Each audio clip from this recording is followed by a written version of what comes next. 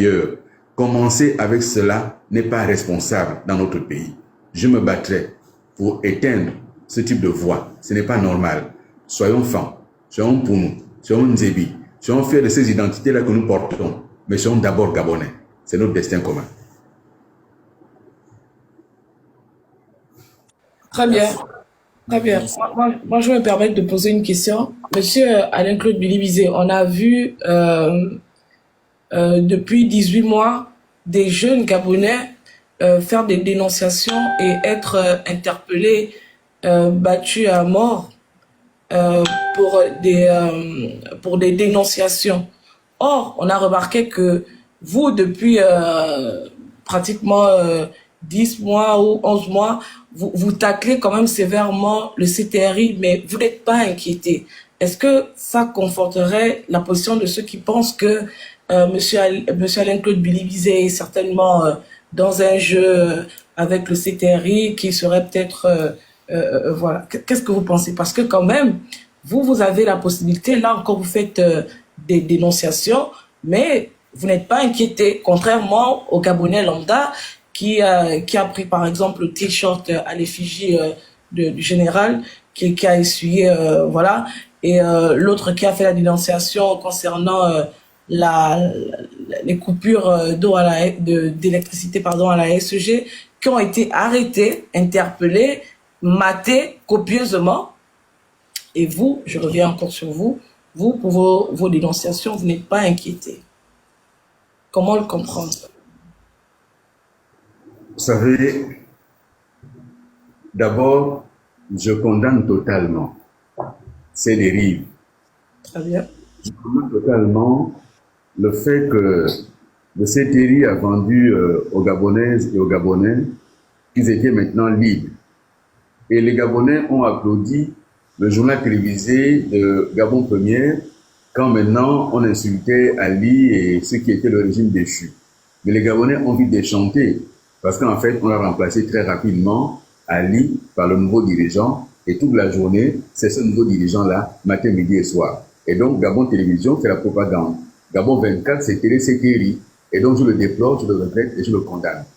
Tout comme je condamne toutes ces arrestations arbitraires, ces atteintes graves à la liberté d'expression, ces atteintes à la liberté d'opinion. Et dans le même temps, on va dire devant les médias étrangers qu'il n'y a pas de torture au Gabon, alors que le jeune Bunda est mort de torture, et c'est officiel, et lui-même est allé voir la famille. Je le dénonce, je dénonce cela. Pour ce qui me concerne, je vous le dis et je vous regarde, madame, les yeux dans les yeux. Et je regarde également ceux qui sont avec nous connectés, les yeux dans les yeux. Je n'ai rien à voir avec le CTRI. Je n'ai rien à voir avec le CTRI. Si le CTRI avait trouvé la moindre chose contre moi, je serais en prison aujourd'hui. Ça fait 18 mois qu'ils enquêtent. J'ai été ministre. J'ai quand même encore des collaborateurs dans les ministères, d'anciens collaborateurs. Quand la DGR passe pour poser des questions sur tel projet que Billy-Bizet a géré, quand la DGSS passe pour poser les mêmes questions, quand le B2 passe, vous savez, je fais l'objet de filature tous les jours. J'ai été menacé d'emprisonnement par Olivier lui-même, menacé d'emprisonnement. Mais je suis un ancien Premier ministre. Je suis un ancien ministre des Affaires étrangères. Me mettre en prison, il faut trouver une vraie raison. Une raison sérieuse, me mettre en prison. Mais je n'ai pas empêché que d'autres Gabonais s'expriment. Là, vous évoquez des jeunes qui font des vidéos. Mais où sont les acteurs politiques gabonais? Qui empêche aujourd'hui que les acteurs politiques gabonais prennent position sur le pays, sur la démocratie, sur la liberté, sur l'état de droit? Qui empêche cela? J'ai entendu les Gabonais dire, mais quand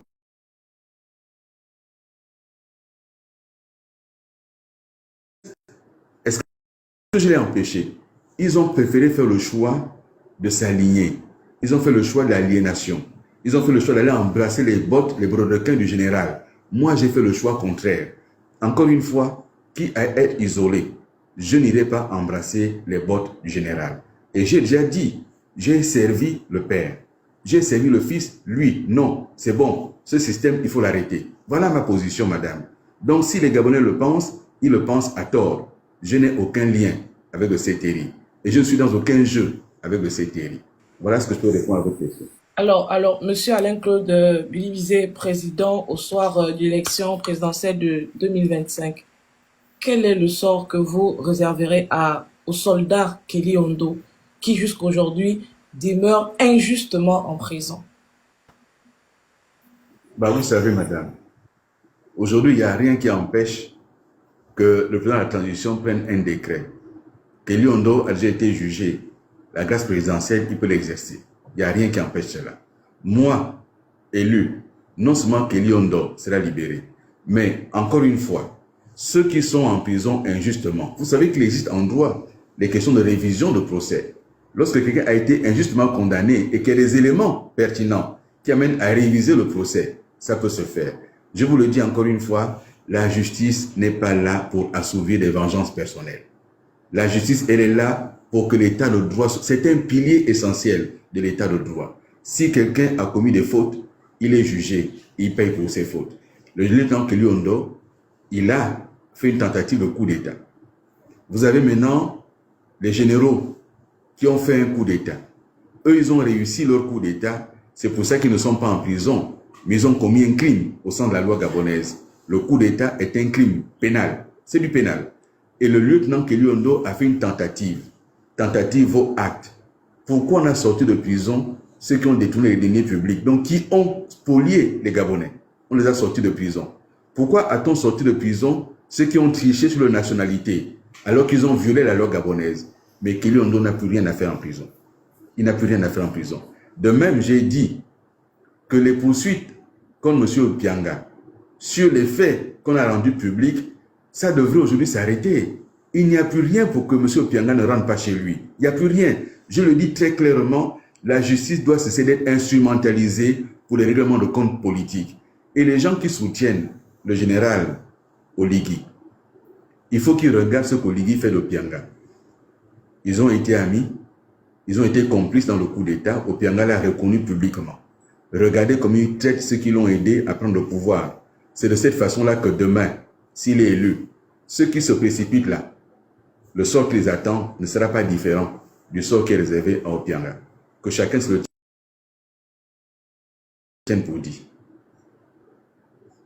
Très bien. Joxy Andrew Luemba, vous avez la parole.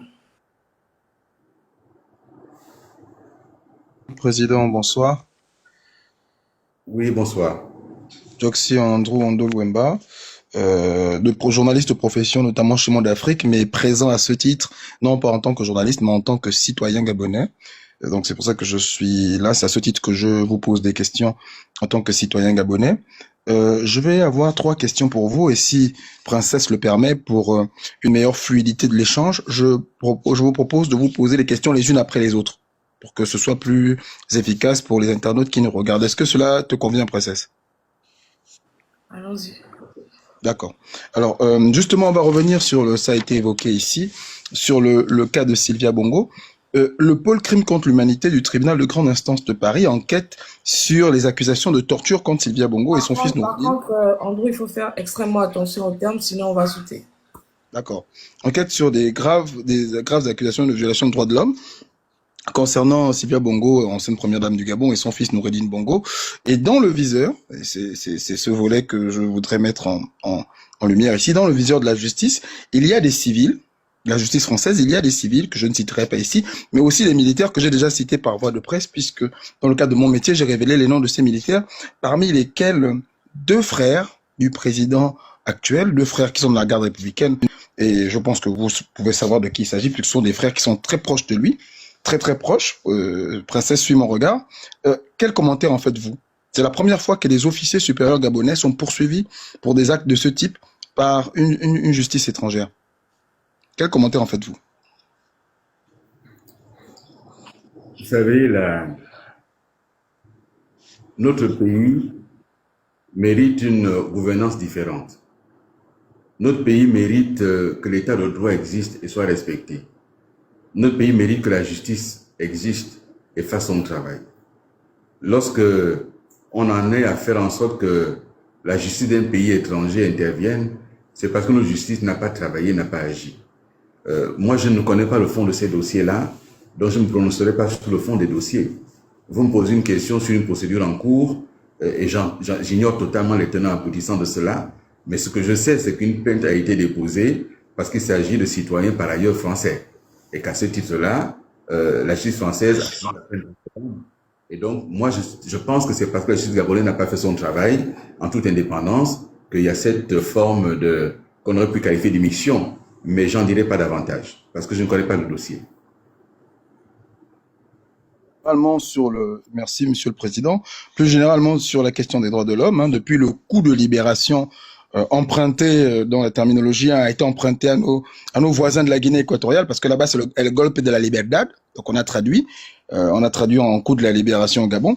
On assiste à des enlèvements, ça a été dit ici par Princesse, à de nombreuses violations des droits de l'homme. On assiste notamment à des enlèvements de syndicalistes. Je pense à ces 2 syndicalistes de l'éducation nationale qui ont été enlevés. On assiste aussi à des embastillements au B2, le cas notamment du défunt militaire commando de marine Johan Bunda, qui a tragiquement perdu la vie, avec des explications assez ahurissantes quand même du président de la transition sur la torture. On pourra y revenir si vous voulez. Mais surtout, il y a un cas qui à mon sens, mérite beaucoup d'attention aujourd'hui, en tout cas. C'est le cas de Yann Kogou, qui est en prison pour avoir demandé tout simplement à Brice Clotaire Oligui Nguema de quitter le pouvoir et de remettre le pouvoir en Dossa. Des commentaires. Bon, d'abord, pour ce qui est du coup d'État, un coup d'État est un acte grave. Et il y a une forme de naïveté à penser que des militaires peuvent laisser la liberté d'expression d'opinion. Une naïveté totale. C'est parce qu'il a récité les éléments de langage pour plaire à la communauté internationale, pour plaire aux Occidentaux, qui lui ont dit il ne faut pas mettre les gens en prison, qui lui ont dit qu'il ne faut pas il faut pas empêcher que les gens s'expriment, et il a essayé de l'appliquer. Mais vous savez, chasser le naturel, il revient au galop. C'est la nature du scorpion de mordre la grenouille. Et donc l'alliance entre scorpion et grenouille, on sait comment ça se termine. Il faut toujours se méfier des discours des militaires parce que il y a le discours et il y a l'action. Et dans sa manière de procéder, il fait toujours le contraire de ce qu'il dit. Observez bien. Une fois qu'il vous a dit vous êtes libre, ça veut dire qu'il s'apprête à vous emprisonner. Et moi, je vous dis, je me bats contre ça. La question de l'état de droit, c'est un élément cardinal de ma politique. L'état de droit doit être respecté. Moi, j'ai déjà dit, et je mets quiconque au défi, je n'ai jamais porté plainte contre un syndicaliste. Dans les ministères que j'ai gérés, il y a eu des grèves. Je n'ai jamais poursuivi un syndicaliste. Je n'ai jamais mis un syndicaliste aux arrêts. Jamais. Parce que, une fois que la Constitution a reconnu la liberté d'expression, le droit de grève, il doit être encadré par la loi. Et lorsque le syndicat respecte la loi, il n'y a aucun problème. Il revient au gouvernant de trouver des solutions. Et donc, oui, ce n'est pas bien et on le condamne. Après, si vous voulez, je voudrais chuter sur une chose à ce propos. Lorsque vous vous rendez compte que les magistrats doivent faire grève pour réclamer l'indépendance de la justice dans un pays et qui ne sont soutenus par personne, je trouve ça grave, extrêmement grave. On se plaint, mais les magistrats entrent en grève pour réclamer l'indépendance de la justice et que les magistrats n'ont jamais demandé à faire de la politique. On va faire un code électoral où on autorise les magistrats à faire la politique, tout comme les militaires à faire la politique. C'est scandaleux.